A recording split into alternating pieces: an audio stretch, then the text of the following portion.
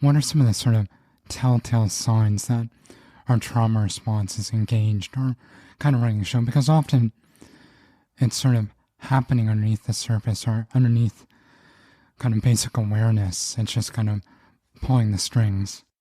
Yeah, I mean, many of us are very familiar with the term being triggered, right? So triggered, activated, irritated, frustrated. But typically, I let people know that the first signal of warning, you could say, is through the felt experience, right? So generally speaking, we have a felt experience through sensation in our biology. And it's the felt experience that activates, kind of initiates patterns of the past and will hook into, we could call imprints or memories of the past. And so, again, I'm not the one who coined this, but Joe Dispenza has been known to say that our past informs our present until we become conscious of it. So a trauma trigger or a trigger is anything that would activate your system. You would feel that in your biology if you're tuned into that. And generally speaking, you would jump into a protective pattern. So those protective patterns, I highlight 4 protective patterns. And I say you either implode or explode. So those are 2, right? Or you either shut down or numb out, pop out, shut down, or numb out. And those are kind of the same. So popping out would be dissociating, where you're not in your biology at all, right? You're floating around. You don't feel present to the world around you. You're not grounded. And many of us have lived in that state as a protective state, right? So again, dissociating isn't bad. It's just telling us that things were too much, too soon, too fast, for too long.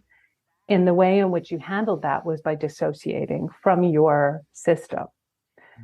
Shutting down, numbing out is where you're just not feeling anything. You feel flat. You feel, right? It's like the engine just like, turns right down.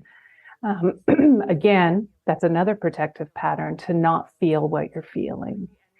And then imploding would be more self-harm behaviors. And it could show up as like the highly aroused critic who's super loud. So it could be an internal dialogue.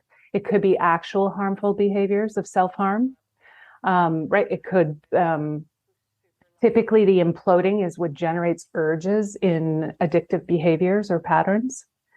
Exploding is more of the obvious. You're externalizing that violence. You're externalizing that anger. You might hit something, someone. You might rage out loud. You might, need to go for a run and just like burn off that energy. Those are more explosive patterns, right? You might feel like all of a sudden the engine is revved up so high that you lose control completely. And Dan Siegel talks about flipping your lid. So that's when, you flipped your lid.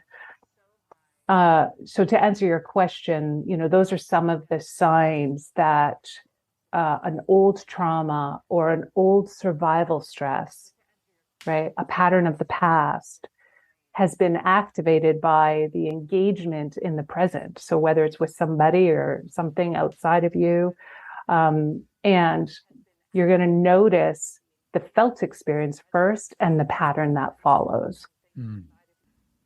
So it seems that those protective patterns, they keep kind of repeating themselves throughout the course of life until there's some sort of kind of crisis that happens where we are actually able to see it fully. And I'd like to think that that crisis is sort of a healing